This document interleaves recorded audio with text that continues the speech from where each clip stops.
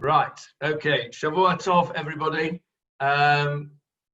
We are going to be talking about a new subject today.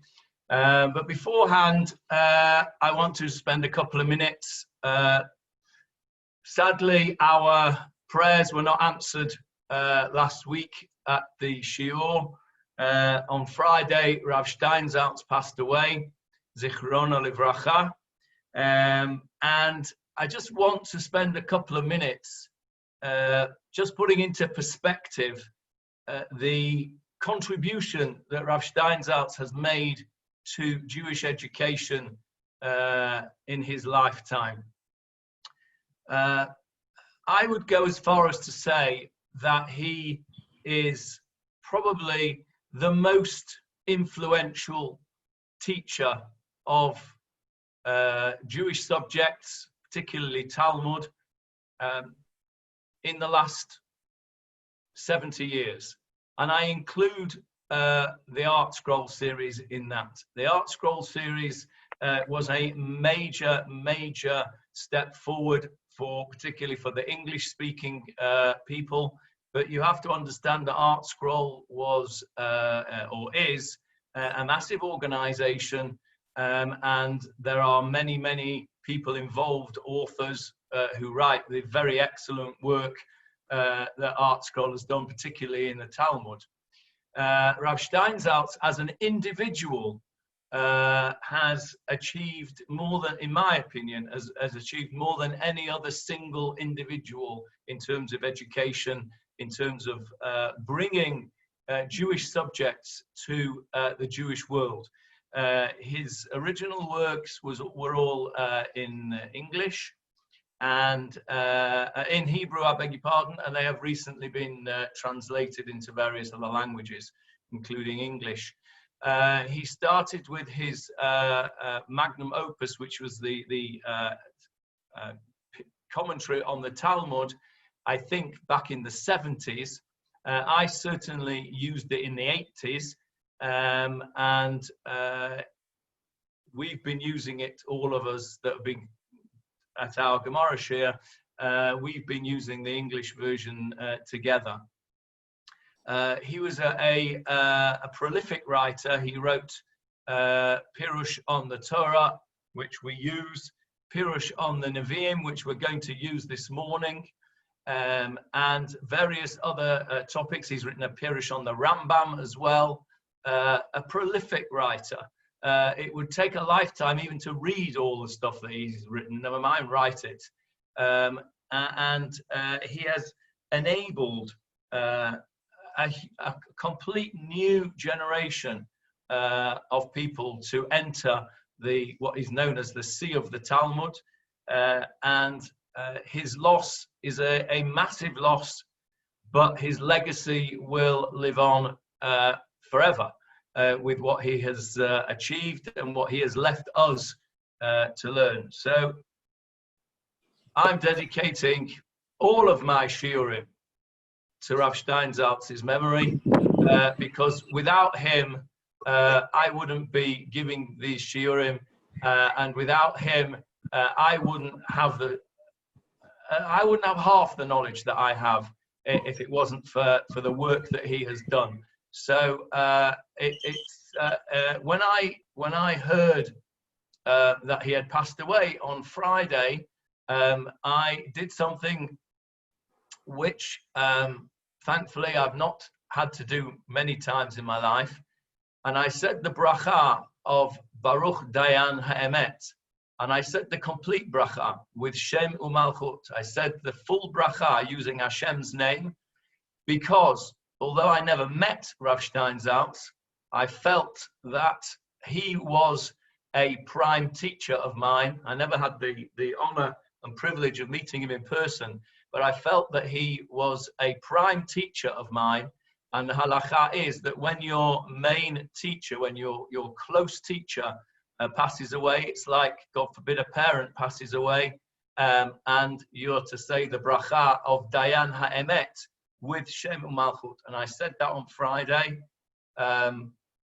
even though I'd never met him, and even though he wasn't in any way aware of my existence. I felt that he was a prime teacher of mine, and therefore I said Baruch Dayan Ha'emet V'Shemu Malchut on Friday when he passed away, when I heard of the news. So Rav Steinsaltz, a great man.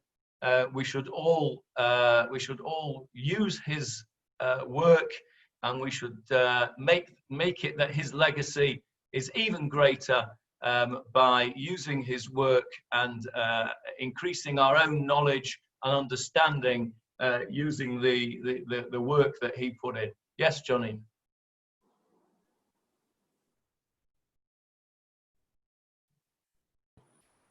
I read one of the comments in the paper last night. They said he was one of the greatest commentators since Rashi.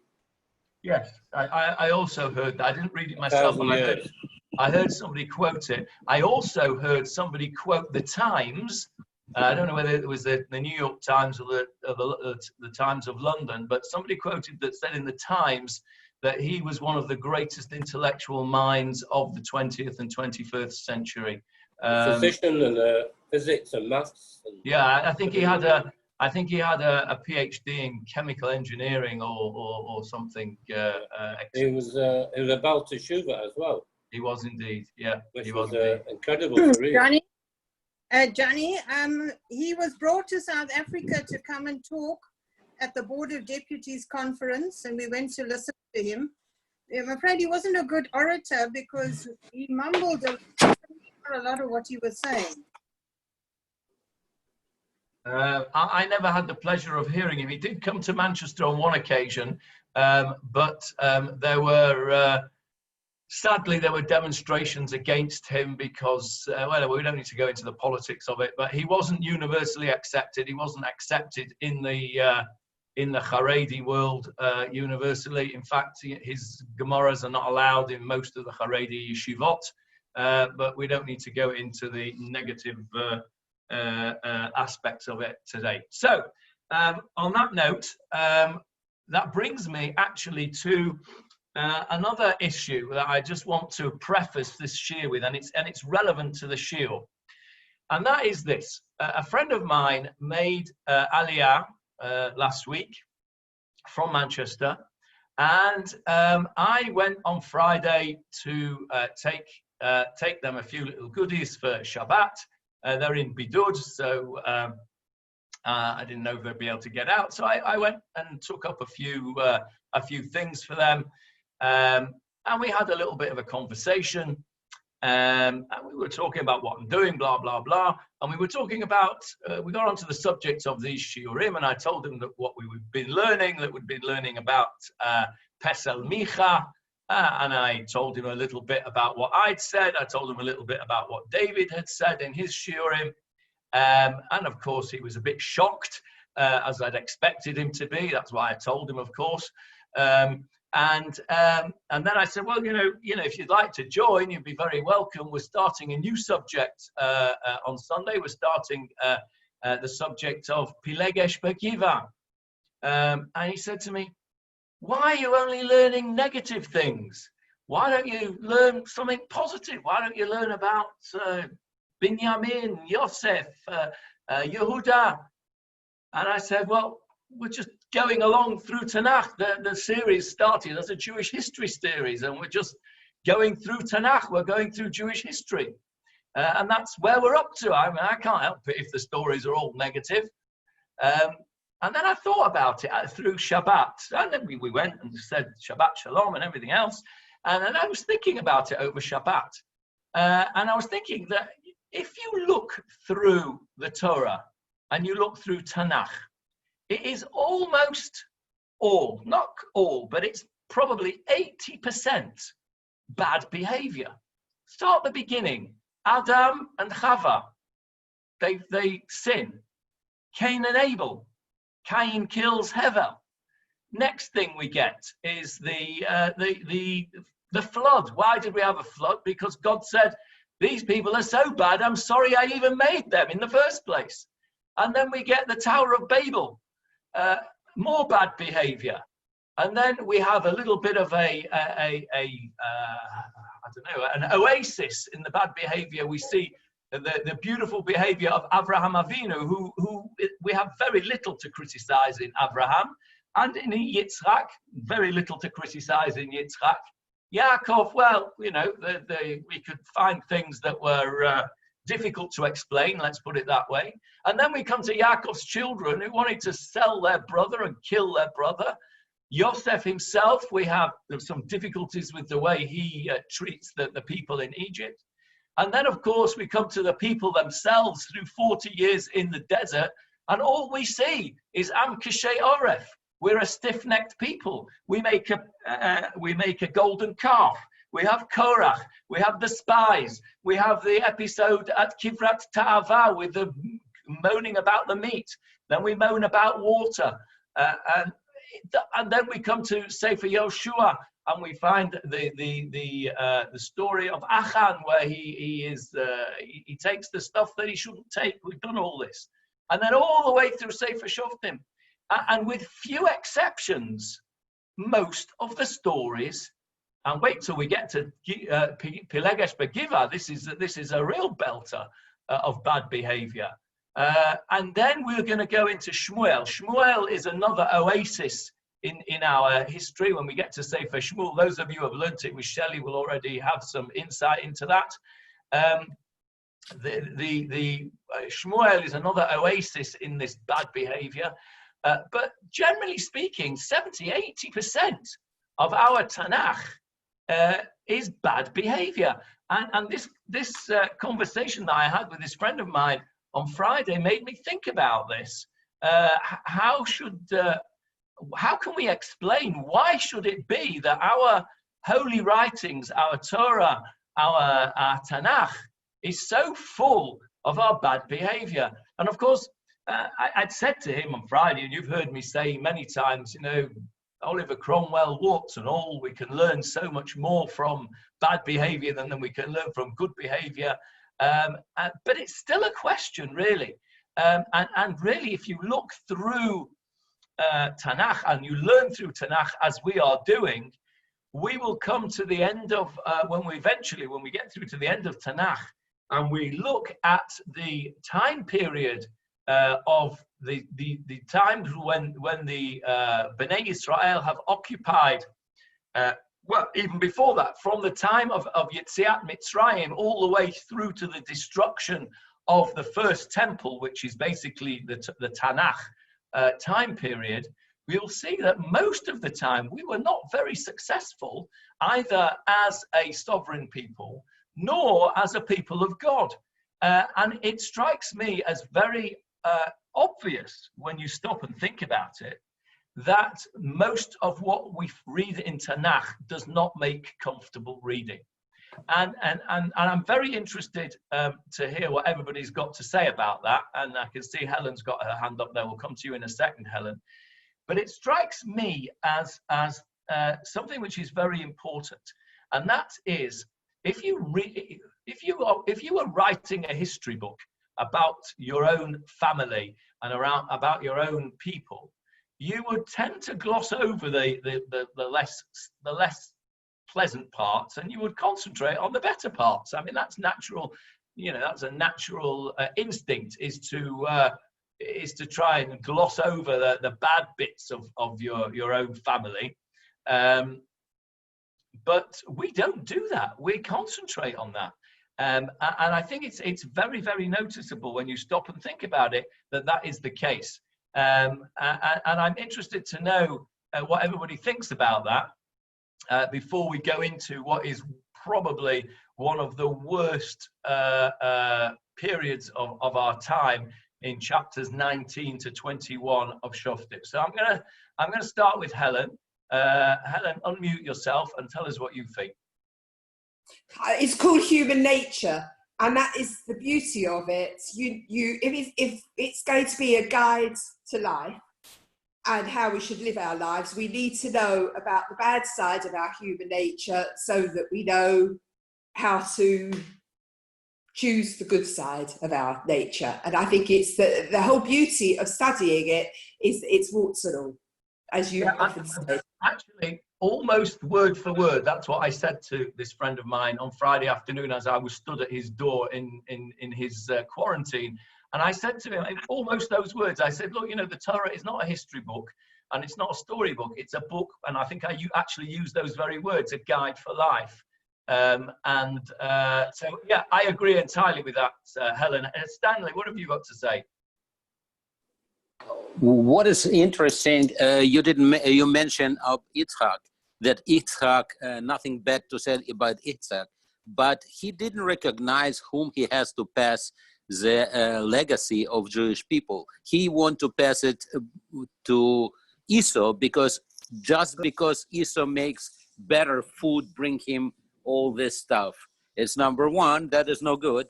And Yaakov, he wasn't good so too, because he preferred, he separated from his children, one child. And that's make, put flame to the quarrel of his children. That's probably was the reason why they didn't like him so much, because he was preferred to father. And on top of that, from bad behavior, Torah tried to teach us what not to do, to escape it, to escape the bad things, because good things is no limit what good you can do, but please don't do these bad things. I agree with all of that, and we in our shiurim on the Torah, when we did about 4 or 5 years worth of that, we concentrated quite heavily on those character traits of our forefathers, which weren't all that good. The secret, I think, is to be balanced about it. This friend of mine was very uncomfortable with speaking about the negative, and of course, as you know, I'm very uncomfortable about whitewashing. And I suppose the secret really is to be balanced. One man's meat is another man's poison. If you concentrate only on the negative, then you're going to sort of bring down, if you like, our heroes, and that's not right either.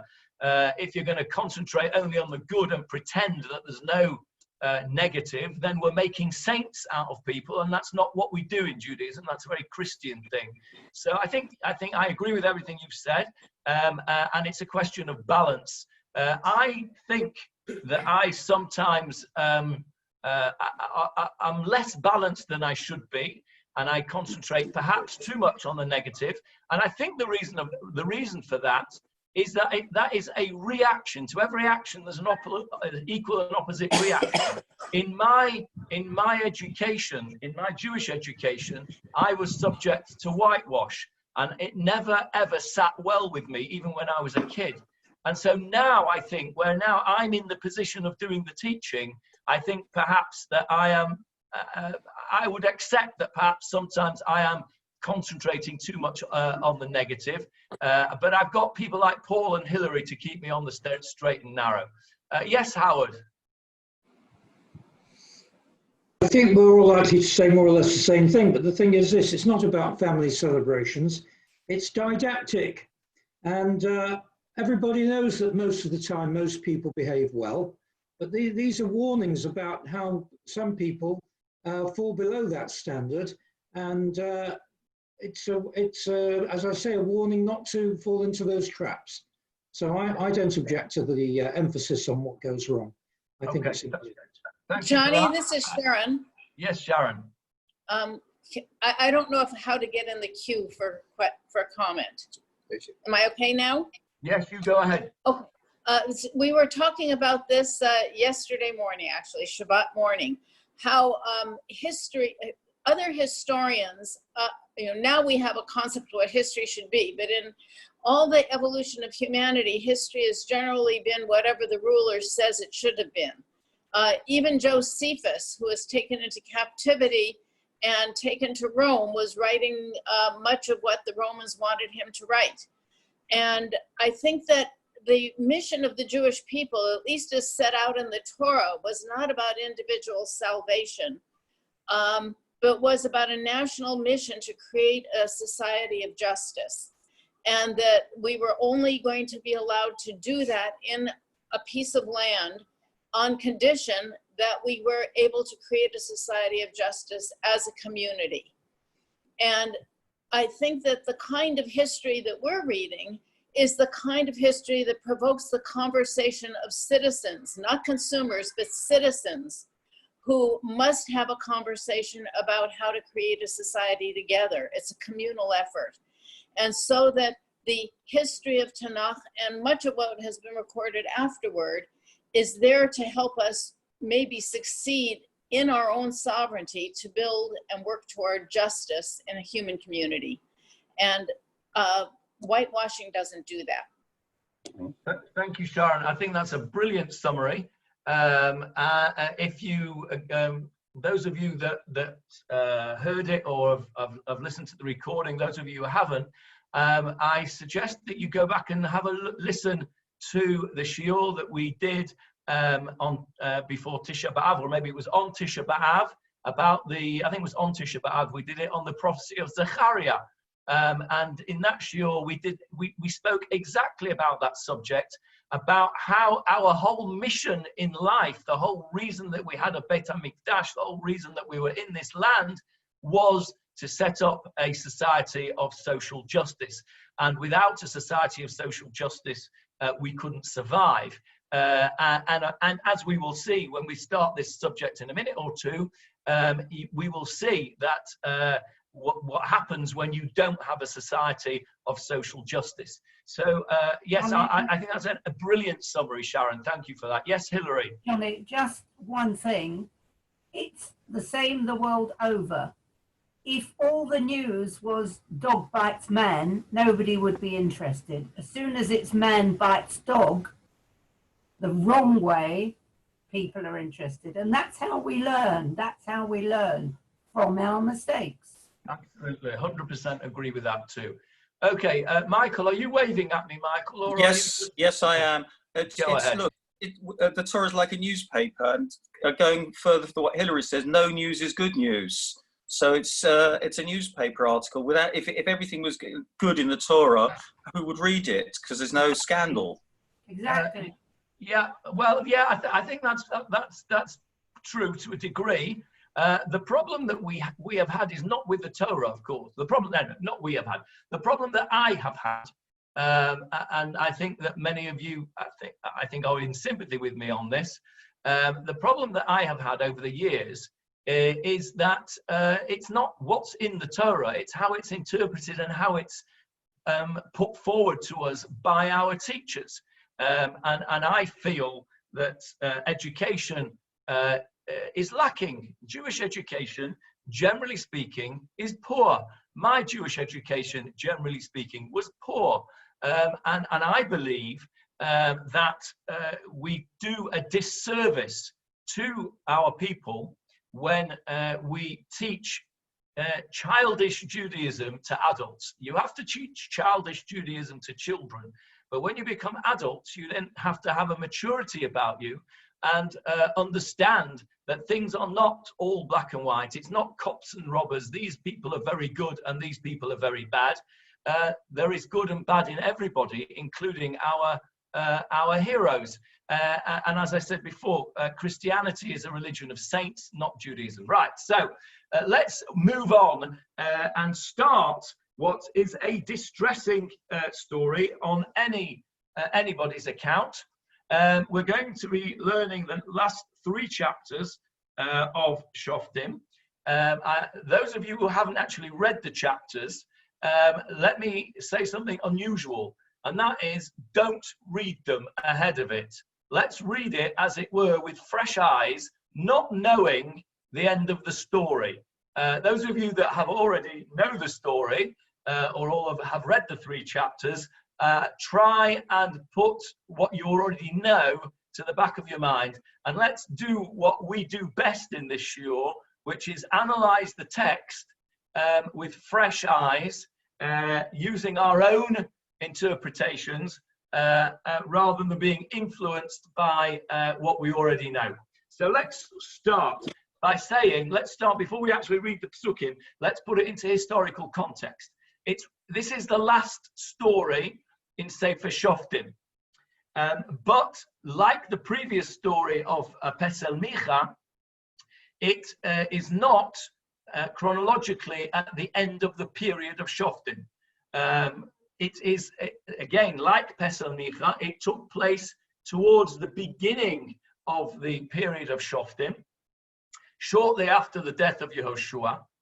And you'll see the very first few words of the chapter are familiar to us. And they're familiar to us because we've heard them a few times already. And this was a period of time. The words say, Vayehi bayamim hahem, and it was in those days, Umelech ein beYisrael. There was no king in Israel. This is shortly after the death of Yehoshua. And in some ways, I don't know if you remember, when we finished off Sefer Yehoshua many months ago, we asked the question of who was the successor to Yehoshua. If you remember, Moshe Rabbeinu at the end of Sefer Bamidbar is told that he's going to pass away. And what's the first thing he says to God?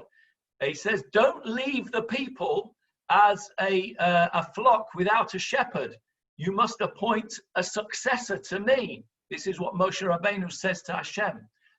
We spoke about this when we learned the end of Sefer Yehoshua. No such conversation takes place with Sefer Yehoshua when Yehoshua dies. There is no successor appointed. And what we see is that if we accept the chronology of that the Chazal tell us, which is that Pesel Micha and the story we're going to read now, the rape of the concubine at Giva, took place shortly after Yehoshua's death. And if we understand the background to that being Umelech ein beYisrael, there was no king in Israel, like we've read about the previous chapter, the two things go hand in hand. One is a cause of the other. The reason that there was such terrible behavior with Pesel Micha in terms of Ben Adam leMakom, in other words, there was a breakdown in the relationship between man and God with Pesel Micha. And here we're going to see a terrible breakdown between man and his fellow in this story. The reason that there was a breakdown in both of those aspects of our life, both our religious life and our sociological life, was because there was no leadership. And in some way it is a veiled criticism, I suppose, of Yehoshua's failure to see to it that there was a successor. So that's the chronology. We're dealing with a time now. So we know it's before all the other Shoftim that we read about over the past few months. It took place shortly after the death of Joshua. So why is it the last story in Shoftim? And the reason is the same reason we spoke about with Pesel Micha. The two stories go hand in hand. Pesel Micha shows us that the people had sunk to an incredibly low level in terms of its service with God. And this chapter tells us, this story, the next three chapters tells us that the people had sunk to a terribly low level in their individual behavior between man and man. And this is a reflection of the low level of the people at this time. And the reason it's put at the end of Shoftim is to bookend it and to make a contrast. Remember, the author of Sefer Shoftim was none other than Shmuel Hanavi, the prophet Samuel. And of course, the next book that they were going to read immediately after this story of terrible behavior is Shmuel Aleph. And we're going to read about the birth of Shmuel. We're going to read about the life of Shmuel. We're going to read about, as I said, he is an oasis in bad behavior. Shmuel was the Moshe Rabbeinu of Tanakh, really. And we're going to see the contrast. And Shmuel, in effect, readies the people for a monarchy. What we're crying out for at this period, during the period of Judges, we're crying out for unified leadership. The whole of Sefer Shoftim is based on the fact that there was not unified leadership. Remember, go back to the story of Gideon. At the end of the story of Gideon, the people wanted to crown Gideon as king and then make a dynasty. They said, we want you to be our king and your son to be our king afterwards. And Gideon said, no, you're not ready for that yet. Shmuel is the one who will get the people ready for unified leadership. The first attempt at unified leadership, King Saul, doesn't end in great success. And it's only the second attempt when we come to King David that we see it come to fruition. But there's a concept which you'll all be familiar with. In Hebrew, it's called Yerida Lifnei Ha'aliyah, the descent before the ascent. You have to hit rock bottom before you can recover and go up. That's something which many people have seen in their lives, that they have a tough time in their life, and that is the stimulus for growth later on and for an elevation of their life. And this is why Shmuel put these two stories at the end of Sefer Shoftim to make a contrast with what's coming next. This was the trough, this was the nadir of the Jewish people at that time. This was just about as bad as it can get. And then we see the people start to respond. As a result of that, they cry out for leadership. Shmuel provides that leadership through his prophecy, through his close relationship with God. And then the people are deserving of a king. And then eventually they get a king which will, please God, be an eternal monarchy for us. That's the house of David. So that's the background to this story. Let's go straight into the text now and look and see what went on with this story. Leon. And it was that in those days there was no king in Israel. It happened that there was a Levite man who dwelled in the foothills of Mount Ephraim. He married a concubine wife from Bethlehem of Judah. Let me stop you there straight away. Sorry that we're only going to get through one pasuk at a time here, but this is the way we do things. Note the geography. We have just spent a couple of chapters in this area. Remember our Levi, Yehonatan ben Gershom ben Menashe, brackets ben Moshe. Where did he live? He lived in Bethlehem. Where did he go to? He went to the house of Micha, which was in Har Ephraim. This is taking place in the same geographical area. It's an Ish Levi. We're not told the name of the Ish Levi. Later on in the chapters of Pesach Micha, it was revealed to us who the Levi was there. We're not in this chapter told who the Ish Levi in our story is at all, but he's an Ish Levi, he's a Levi, and he's living in Har Ephraim. And he takes a Pilegesh. We're going to come to a Pilegesh in a moment, but he takes this Pilegesh from Beit Lechem Yehuda, the area in Yehuda where our previous story originated. So you can see that this is a very central, both geographically central and philosophically central area to the Jewish people at this time. Now, we need to understand what a Pilegesh is. This is just translated in the, I haven't shared the screen with you, have I? Let me share the screen. There we go. Okay, can you all see the screen? Yeah, okay, good. It's described. It's translated in the Chabad translation as concubine. Leon, how did you translate it? Also concubine. Concubine, yes. And Rosh Steinsaltz also uses the word concubine. The word concubine is not something which I imagine that all of us use in our everyday language.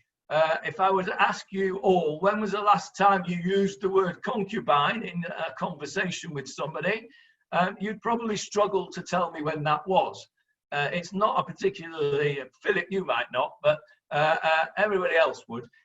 So concubine, what are we talking about here? A Pilegesh. You have to understand what a Pilegesh is. Now, a Pilegesh has a specific connotation in Jewish law. You could call her a geisha. A geisha. A geisha. You could call her a geisha, if you want to know my opinion. Okay, thank you. A Pilegesh has a definite halachic status. Thank you. Status, halachic status in Judaism. A Pilegesh would be described as in halacha as a wife, but not a full wife who has a ketubah. So it's not necessarily just the negative connotation of a mistress. The modern Hebrew translation of a Pilegesh would be a mistress, which obviously has a negative connotation. But in halacha, a Pilegesh has a definite status. A Pilegesh is somebody who, in some opinions, actually say that they do have a marriage contract, but it's not a full ketubah. Others She's say a second wife.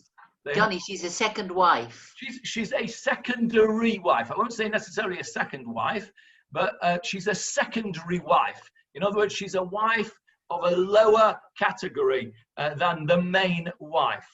And even today,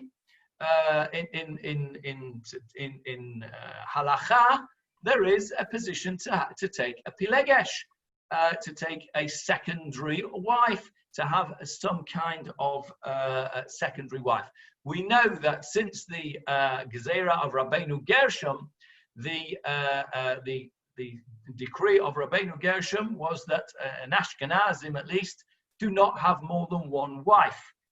However, in halacha, a Pilegesh can still be allowed. And Elisheva, I can see Elisheva is here listening. She was involved as a counselor with the rabbis, with the Dayanim in Manchester, when one of her clients wanted to take a Pilegesh. And he wanted to take a Pilegesh because his main wife was unable to provide him with all his necessary requirements. I'm not going to go into details, but he wanted to have a Pilegesh because his wife was not able to satisfy his requirements. And there was a whole halachic discussion between this fellow and the Dayanim in Manchester, to which Elisheva was party. And the bottom line was that, yeah, you can take a Pilegesh. It's not something we recommend. But if the first wife, the main wife, agrees to it, and if you stick with all the rules that there are in the game, which I'll not go into in detail, then it is possible to have a Pilegesh even today.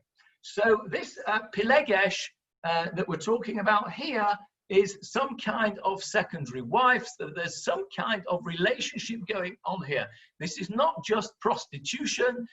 This is not entirely a negative thing. Pilegesh doesn't have an entirely negative connotation in Tanakh in the same way as mistress does in modern language. That's just to give you an idea of what it says. Johnny, do you have the Johnny Halpin? Do you have the Steinsaltz Nevi'im in front of you? Yes. Yeah. Would you like to read us the footnote at the bottom of page 199? Yeah, I've got it. Yeah, concubine. This is referring to a quasi-marital arrangement in which a man and woman live together without a full-fledged marriage agreement. This is somewhat similar to the contemporary status of common law couples. According to some opinions, a concubine was legally betrothed to her husband, but she was not entitled to benefit from the financial commitments included in the marriage contract. Okay, so there we are. According to Rav Steinsaltz, it's somewhat similar to a common law wife. So it's important that we understand that background, and I don't apologize for spending a few minutes on that, because as we go through the story, it will be important to understand the status of this woman and the relationship between this woman and this Ish Levi, with whom she was in a relationship. So that's the background. He took himself a concubine from Bethlehem, and they went back to Har Ephraim, where they lived, and they were living happily ever after until verse 2. Leon. His concubine deserted him and left him for her father's house in Bethlehem of Judah, and she remained there for a period of 4 months. Okay, let's stop there for a second. Let's have a look at the Hebrew. Vatizne alav Pilegesh. His Pilegesh, and I'm going to translate this as Pilegesh because there isn't a good translation into English. Concubine, I'm afraid, doesn't do it for me, so I'm going to just use the word Pilegesh. His Pilegesh did something vatizne. What is the root of that word, tizne? Philip, what is the root of that word? Zona. Zona, correct. The root of that, I knew you'd know. Why do you always ask me? I knew, because I know you're very clever, and I know you'd know that. The word tizne, the root of that is zona, which means a prostitute. It means to stray. It has very negative connotations. If you call somebody a ben zona in modern Hebrew, that's not a nice thing to say. It would be the equivalent, I think, of saying a son of a whore, son of a bitch, whatever. Not a nice thing to say. So the commentators ask the question here: why does Tanakh use this word vatizne? And does it mean that she was unfaithful to him and that she strayed in a matter of zanut, of prostitution, of being unfaithful to him? Now, my translation here in Chabad says, and his concubine turned away from him. Leon, I think you said deserted him, if I'm not mistaken. Correct. Rav Steinsaltz uses an expression, I think, which is beautifully ambiguous. And he says, strayed from him. And I think that is beautifully ambiguous, because that could mean all sorts of things. And he says in his little explanation, Rav Steinsaltz, it can be inferred from the continuation of the story that the word vatizne does not have its usual sexual connotation here, but simply means that she left him. And you'll understand what Rav Steinsaltz means when we carry on in the story in the next few psukim. So it's an interesting expression, vatizne, but it seems that most people seem to indicate that it does not mean that she was unfaithful to him in a sexual manner. I think Sharon has her hand up, or Larry maybe. It's the loudmouth wife here again, Sharon. I wonder, I'm looking at this and thinking that perhaps she did stray in the sense that maybe she was homesick and she couldn't emotionally give herself to her husband, that she needed to go back and see her parents. And so in that sense, it's both that her affections strayed because of being homesick, and physically she left because she had to, from some inner drive, which would both be the zoneh and the left or wandered back to her family. Okay. Just a thought. Yeah, I think that fits nicely. Yes, Hillary. I think he wasn't very nice to her. He didn't treat her nicely, which was why she went away from him or tried to get away from him. Okay. They use the word, if they use the word vatizne. 1 second, Philip. Philip, 1 second. I'll come to you in a second, Philip. I just want to finish with Hillary's point first. Hillary, why do you say that? Why? Where's your evidence that he wasn't nice to her? No, I seem to remember that in this story that he didn't do anything to help her when she was in trouble, and I Okay, just that's afterwards. What I'm interested to know, and I'll tell you why. I'll tell you why I'm interested to know. I'm interested to know why at this point you say that he wasn't nice to her and that's why she left. Was it something to do with her parents, her father?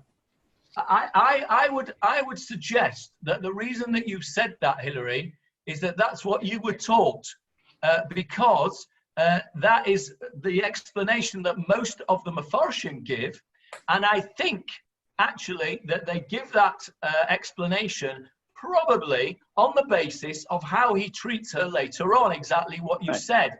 Exactly. The truth is that at this stage, when we're looking with our fresh eyes, there is no evidence that he's not been nice to her. It's an assumption. I think it's a reasonable assumption, because later on he is certainly not very nice, and come to you in a sec, Philip, and then Howard. He's certainly not very nice to her later on, as we'll see. But at this point, with our fresh eyes, not knowing what goes on in the story, there isn't any evidence to say that. But it's interesting that you bring that up now, Hillary, because I think that is what it's difficult. It shows how difficult it is for us to look at Tanakh and to look at stories in Tanakh with fresh eyes, because we do already have preconceived ideas because we know what's gone on in the story, and that's difficult for us. And I'm trying to come away from that, but I certainly it certainly means you were listening in Shelley's shiur if you went to those, because I'm sure that was what came up there. So yeah, that's an interesting point. Right, Philip. Why use the word vatizne? There's a bad connotation here. According to this word, she committed adultery somewhere along the line. That's the whole point of this discussion, is why we use that word. And what I'm saying is that there are no major sources that I've come across that seem to indicate that she was unfaithful. And the reason that they say that is because we're going to see in the very next pasuk that the husband, and he's called a husband, goes looking for her. Now, if she had been unfaithful to him, then not only would he not go looking for him, halachically, she would be forbidden to him. So I think that one of the reasons that the Mefarshim, and I do agree with this, seem to think that this word doesn't have a sexual connotation in this scenario, is because of the next verse, which we'll come to as soon as we've heard from Howard. Well, just as I think there are fashions in everything, including interpretation, and just like we're trying to be kinder to the Rashan Seder night, we're trying now to be kinder to this lady, if lady is the right word. But my 1925 translation says, and his concubine played the whore against him. So, whether the fashions of the Victorian era lasted until 1925, I don't know, but it's certainly different from the approach we're taking today. Oh, well, I like that. I mean, I don't like it, but I mean, I like that. That's great that in 1925, they didn't mince their words, did they? She played the whore as far as 1925 was concerned. Interesting, very interesting, because that seems to be, I won't say a dat yochid, an individual opinion. It doesn't seem to be the main explanation. And the reason I think it's not the main explanation, we're going to hear right now. Verse 3, Leon. Then her husband rose up and went after her to cajole her, to bring her back. His attendant was with him, as well as a pair of donkeys. She brought him into her father's house. The father of the girl saw him and greeted him gladly. Okay, let's stop there. Very interesting. Imagine that this Pilegesh has played the whore, to speak in 1925 terms. I don't imagine that the husband, and it's interesting, by the way, that it uses the word isha. If you have a look over here where I'm pointing with my where I'm pointing with my pointer here, you can see that little dot in the hay. This is a little grammar lesson here for those that are interested in Hebrew grammar. You might think that it says Vayakam Isha and the woman arose. Well, first of all, it would be Vatakam, because Vayakam is in the masculine. If it was Vatakam Isha, the woman arose, it would be Vatakam with a taf. And that little dot in the hay is called a mapik hay. It's got a dot in it, and it means that it is pronounced. So when you would be reading this word, you read this word, Vayakom. By the way, it's not Vayakam. That second kamatz is a kamatz katan, so it's Vayakom. Vayakom Isha. And you have to pronounce the hey at the end. And that means it's Ish, her husband.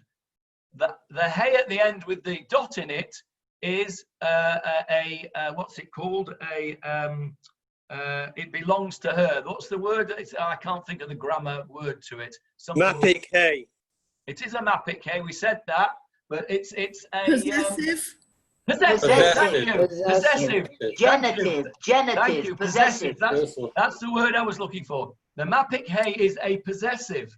Isha. It is her husband. So Vayakom Isha. And if David Marks was saying this, was reading this from a Megillah, you would know very clearly that it was Isha, because he's very, very careful when he lanes, because I've heard him to make sure that he pronounces every single mapik hey. I also try, but sometimes don't always get it right. But there you are. Vayakom Isha and her husband. So this is her husband. The Tanakh, the Navi is telling us that this is a relationship where it's a husband. Now he goes, Vayelech achareha, he goes after her. In other words, he goes looking for her. She's left. Ladaber al liba. And here, the Chabad translation joins in Ladaber al liba lahashiva together, to persuade her to return, it says here. Literally, it means ledaber, to speak, al liba, on her heart, about her heart, to speak to her heart, lahashiva, to bring her back. Look at that word. What does it remind you of? We say it many times in our tefillot when we've put the Sefer Torah back, for example. Hashivenu Hashem Elecha. We say Hashivenu. Bring us back, Hashem, towards you. We're asking Hashem there in that tefillah to bring us back, to have a relationship with Hashem, to have a loving relationship with Hashem. What he is doing here, this man, is he is speaking to her heart. How does the Art Scroll translate it, Leon, please? To cajole her. To cajole her. Steinsaltz says it beautifully as usual. He says, to speak tenderly to her, to speak tenderly to her. Howard, how does 1925 translate that, please? Can you unmute yourself? To speak friendly, it says in a similar translation, also from that era. You've got 1925 as well, Paul? Mine goes even earlier, 18 something, from June 18 something, okay. And Howard, 1925? Cajole, yes. Cajole, okay. So speak friendly, cajole, and persuade. These are all very nice things. He's speaking nicely to her. Speak tenderly to her. Lahashiva, to bring her back. Again, think of Hashivenu, where he wants to have a relationship with her. Now, if she's strayed and played the whore, then it's unlikely, I would suggest, it's unlikely that he would go and speak tenderly to her and cajole her if she had been doing those things. So I think that is the source for most of the commentators' view, with which I concur, for what it's worth. Rabbi Steinsaltz said that he decided it was time to end the quarrel. Yeah, and I think that's he decided that it was time to end the quarrel, and that's what Hillary was alluding to, that there'd been some kind of fallout here. You can picture it, can't you? They've had a row about something. I'll come to you in a sec, David. They've had a row about something, and she said, "I'm off. I'm not staying here. I'm going back to my father's house." And she gets up and she packs her bags and she tootles off to her father, off in a huff. And after some time, he's missing her, and he goes and he tries to make up for the quarrel. And the fact that he goes and speaks tenderly to her perhaps is an implication that in this quarrel, he was the wrong party. He had treated her not so nicely, and I think that's what Hillary was referring to earlier from her previous learning. And I think that we can infer it with our fresh eyes from this pasuk. And just to finish on this pasuk before I go to David, what happens is he turns up, and what's he got with him? He's got with him a pair of donkeys, Semed Chamorim, a pair of donkeys. Now that could be for transport, to transport her back. He's brought the sports car to try and persuade her to come back with him. But it could also be, it's quite likely, that he brought with him gifts. He's brought with him gifts to try and make it up to her. He's treated her not very nicely, and now he's trying to make it up to her. And he's brought with him his servant as well. Now, there were two possible reactions when he turns up at the father's house. She could turn around and say, "Get lost. I'm finished with you. You've treated me badly. I'm not interested. Go away." Or she could be pleased to see him. And it seems that at least her father was pleased to see him. And I think we can assume that she was pleased to see him, because it says, "Vataviehu beit aviha." She, again a bit of grammar for you, she brought him in to her father's house. It doesn't say he, the father, brought him in to the father's house. Contrast that with when we were speaking a couple of weeks ago about Moshe and Yitro. We spoke about Moshe taking Yitro into the tent. Here, the prime mover appears to be the wife, the Pilegesh. She brings him into her father's house. So we can assume, I think, from that she was pleased to see him. And then we're told that the father was very pleased to see him. So presumably, when the Pilegesh turned up at the father's house, the father says, "What are you doing here?" And she says, "I've had a row with the old man and I've come home. I don't want anything to do with him." And she then presumably will have told him what the row was about. And presumably she would have told him the row from her perspective. Nevertheless, he's still pleased to see the guy when he turns up, which means that either he wants the daughter off his hands, and despite the fact that he's not very nice to her, he wants to get rid of his daughter back to her husband, or back to her relationship with him. Or alternatively, he doesn't think that this row was so terrible that it warranted not going back to her. Either way, it seems that whatever the row was, it wasn't so bad that they weren't pleased to see one another, which again, I think the commentators would use as evidence that this word baptizneh does not mean that she was unfaithful to him. Because if she was unfaithful to him, first of all, he wouldn't have gone, And second of all, he would not have tried to persuade her to come back because halachically that would have been unacceptable anyway. Yes, David Marks, you wanted to add something? Yeah, on the terminology, l'daber al-liba, I'd like to support what Hilary was saying from the story of Dinah, that this is exactly the way that Hamor, the son of Shechem, who's just raped Dinah, speaks to her. By l'daber al-liba, he speaks very favourably. Can you give us the source for that, David? Yeah, it's in Vayishlach.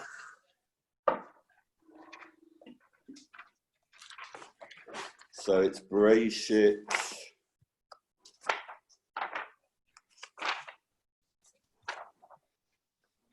Chapter 34.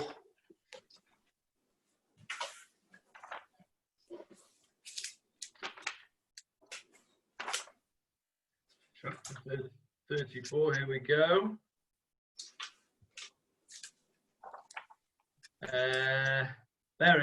Whereabouts is which pasuk? Can you I'm find just trying to find the pasuk.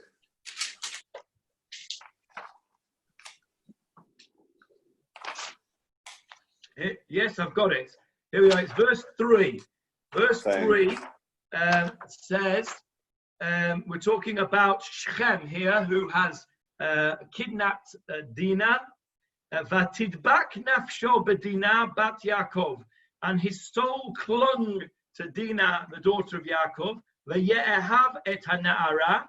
And he loved the girl. Vayedaber al lev hana'ara. He spoke to the heart of the girl. Exactly the same lashon. Thank you for that, David. And Rav Steinsaltz translates it as follows. He spoke soothingly to the young woman. And then he adds, although Shechem was certainly more powerful than the young woman, he wanted her to consent to marriage. So again, it's an expression of tenderness. Excellent. Thank you for that, David. Excellent. Johnny, one other thing. If the guy is a Levite, can we assume he's a Kohen? Is a Kohen entitled to have a Pilegesh? A Kohen is entitled to have a Pilegesh as long as she is a Bat Yisrael, and she doesn't fall into one of the not allowed categories of divorcee, or if he's a Kohen Gadol, a widow. She's also not allowed to be a Gioret. But I don't think that we can necessarily assume that he's a Kohen. He's an Ish Levi. He could just be a Levi. So I'm not sure that we can say it either way. Right, we're over time, but let's just do one more pasuk. Johnny, before you do the pasuk, the translation in the art scroll of what David's just read out is rather nice. He appealed to the maiden's emotions. That's nice. He appealed to the maiden's emotions. So Vayadaber al liba. He's speaking to her heart. So he will have said nice things to her. In other words, which Rav Steinsaltz translates as speaking tenderly. And which denotes that it wasn't her that was necessarily wrong in the first place. Yeah, I think that's right. I think we said that a few minutes ago, that this probably indicates that he was in the wrong. He's trying to make up to her for being not very nice to her, which is what Hilary said in the first place. Yes, Philip? Art scroll translation isn't right. She wasn't the maiden. She wasn't the maiden. She was married to him. No. Leon was talking about Dinah. Talking about Dinah. Sorry. Yeah. Sorry. Dinah. Yeah, you're right. She was Isha, his wife. Okay, last pasuk, Leon. Well, I'll read the whole pasuk, shall I? Yes, verse 4. Right. His father-in-law, the father of the girl, detained him, and he stayed with him for 3 days. They ate and drank and lodged there. Okay, so here we've got another example of the fact that they're on very good terms here. And look at the Hebrew, vayechezak bo chotno. He's translated here in mine as kept him. What did you say, Leon? He detained him. Detained him. What have you got, Howard? I've got retained him. Retained him. Paul, what's 1800s got? We can't hear you, Paul. I'm now looking at the Living Math, sorry, but that one it says the girl's father insisted that he stay. Insisted that he stay. Okay. Rav Steinsaltz says detained him. Detained him. But if you look at vayechezak bo, it comes from the word lahachzik, which means to grab hold of, to keep hold of, to grasp firmly. He didn't want to let him go. All those translations, I think, have a connotation of, no, don't go, stay a bit longer, and you'll see that as we go along, this is after 3 days. He persuades him, I won't spoil the story for you, but he persuades him to stay a bit longer, and a bit longer, and a bit longer. He doesn't want him to go. Now that could be because he doesn't want his daughter to leave. He knows his daughter should leave. We're coming to you in a sec, Philip. He knows his daughter should leave with her husband, but he doesn't. Maybe it's because he doesn't want to let his daughter go. But it seems that he's having a good time with this guy. He likes him. He's his son-in-law, and he likes him. They ate and drank and lodged there. They seem to be on very good. They seem to be on very good terms. This is a very nice. It would be a very nice time to end the story. They had a row. She went off in a bit of a tiff and a huff, and he goes back, speaks tenderly to her, and now everybody's playing happy families. Sadly, that's not what happens in the end, as you will find out. But that's where we're at the moment. So we've got a few hands up. Philip, and then Sharon, and then Howard. Philip first.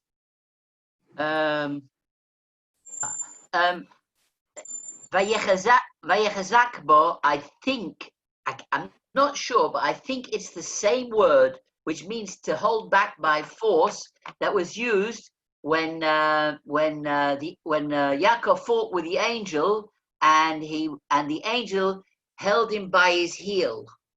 I'm not sure. I'm not absolutely sure. And going to. But I think it's the same word. I don't know either. I don't know either, but I'm sure that by the time we've finished this little conversation, David Marks will have told us the answer to that. So we'll come back. We'll come back to that in a minute. Sharon. Yeah, I just think it's interesting. Vayechezak means he held him by. Sharon. Oh, okay. It's interesting how often we've seen the father-in-law and the son-in-law entertain each other and have long days with each other. We see it in a variety of places, including, I believe, Samson and other places. I don't know if it could also simply mean that this was the custom in Middle Eastern hospitality then, that whether or not they were friends, that it was required to stay on. It could also mean that people lived isolated lives and they were so pleased for companionship. And it could also mean many other things having to do particularly with this story. But it's a repeating theme. That's an interesting view into how things went in the past. That is an interesting observation. Yes, there are definite shades of Moshe and Yitro here, aren't there? Where they're all chumming up together. Yes, Faye. I have in my thing from the Me'am Lo'az, to Lachzik, is the girl's father rejoiced over the fact that the husband's return proved that he was at fault for the separation and therefore had come for reconciliation. Thus, he cleared the girl of alleged adultery and had removed the stigma resulting from this rumor. Furthermore, the Levi was a prominent man and his father-in-law enjoyed his company. Okay, I think that pretty much sums up all our views. That fits in with everything I think that we've said so far today. Yes, Howard. Well, I'm sorry to be more critical than others, but each party in these arrangements. We can't hear you. There's a bit of disturbance. I can't hear what you're saying. Somebody's in the wind. It's noisy. Can you hear me now? Try again, yeah. With supernumerary wives, the man wants one thing and the woman wants furs and diamonds and so on. I say this as somebody who used to be an expert. I'd forgotten about it for 20 years, but I acted for a Palestinian woman who was exactly in this position. She was in London, but she'd married in the Middle East or the Gulf. And she was a Pilegesh. She was a Pilegesh, was she? Exactly. And I had to arrange a financial settlement for her. And as I say, her requirement from the arrangement is money. And I think the father here, the father didn't want her to lose the opportunity of a comfortable life. So that's very interesting. I'd like to hear more about that in due course, about the Pilegesh that you represented. But in Halacha, it would seem that the Pilegesh does not have much in the way of financial security, not like a full-fledged wife. According to what I've read, Pilegesh doesn't have the security of a ketubah. Obviously, you were dealing with English law. That's really interesting. I think we'll perhaps get you to tell us a little bit more about that in due course. But in the meantime, let's park that. Jeffrey. Would Hagar have been a Pilegesh, or Jacob's, his Leah and Rachel's maidservants, would they be classed as Pilegesh? Good question, and I think the answer is that they would be considered to be Pilegesh. I think the Torah does not use the expression Pilegesh either for Hagar nor for Bilhah and Zilpah, who were the two maidservants that you're referring to. The Torah does not use the expression Pilegesh. However, it's very clear from the stories that you're referring to. If you look at the story of Hagar, she is very clearly secondary to Sarah. If you look at the story of Bilhah and Zilpah, they are clearly secondary to Leah and Rachel. And more importantly, their children are secondary to the children of Leah, which is one of the arguments that the children of Leah had with the children of Rachel Yosef, because Yosef was hanging around with the maidservants' children, perhaps because Leah's children didn't want to hang around with him. But they're not referred to as Pilegesh, unless David Marks is going to correct me on that. Yeah. Bilhah is referred to as Pilegesh. Oh, really? Yeah. At what point? Again, in the same Sedra, interestingly, Vayishlach, Breshit Lamed Hey, Pasuk Chafbet. And is that before they're married or afterwards? After. Vayelech Uvein, Vayishkavet Bilhah Pilegesh Aviv. Ah, okay. There's your answer, Johnny. Jeffrey. There's Johnny, your answer. I know the word.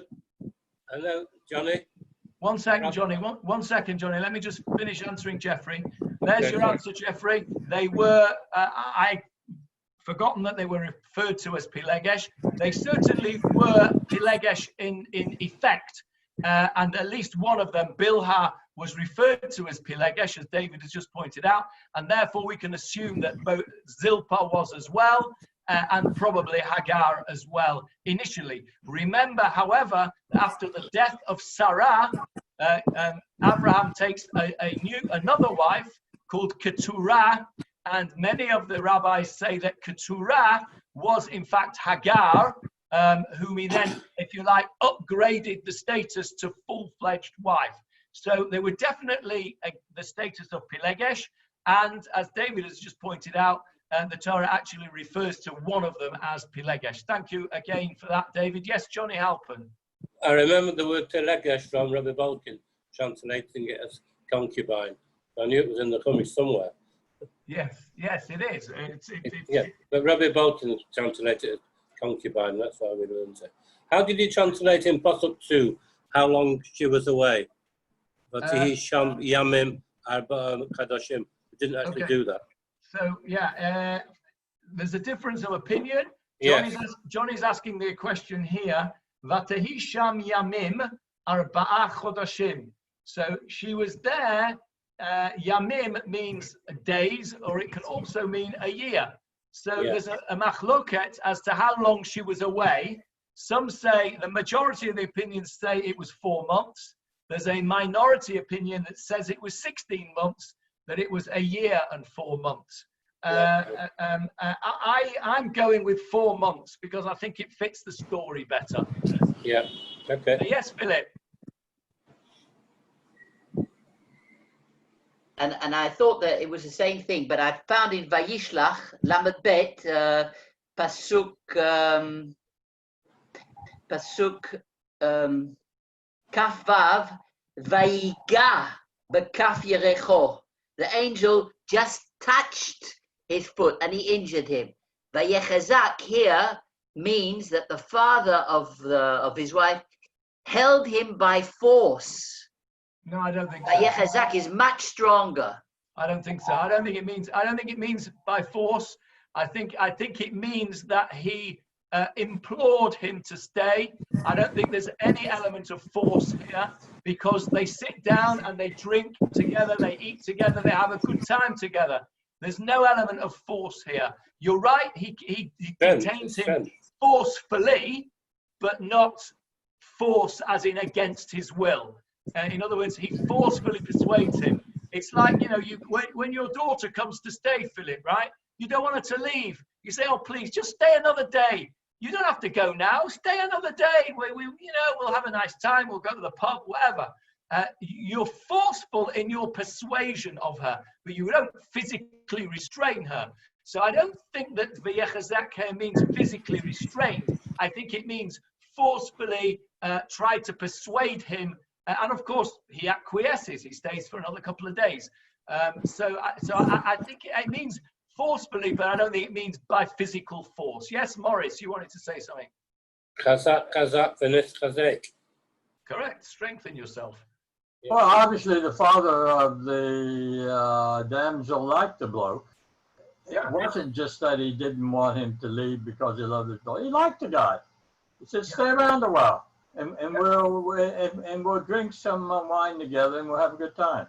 Yeah, I think that's right. On another tack, how does this compare to Abraham and Hagar? Hagar was simply a slave, a concubine, and she had a child by him, and Ishmael, and story goes from there. So the story of Hagar, of course, is more complicated than this, because what we don't see in our story is we don't see another wife. We don't see a first-degree wife. We only see a Pilegesh, whereas in the story of Hagar, Hagar is a secondary wife to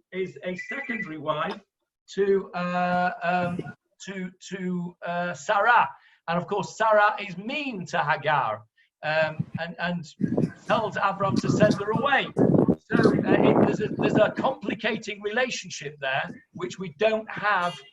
We don't see here.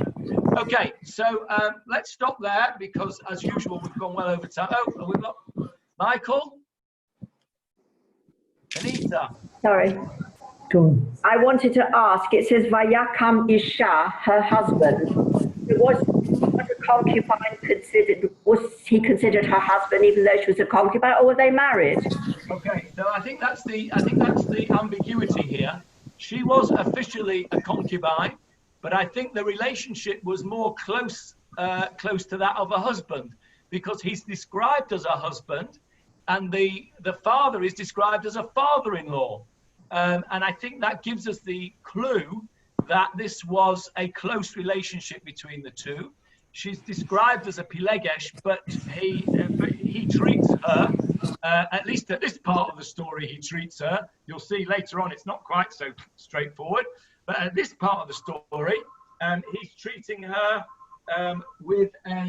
he's treating her as a wife.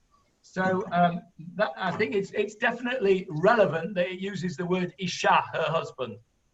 Right. Also, the role of women then, I mean, she would, for the fact that she left him and went back to her father's house, would, you know, it's shaming him, isn't it?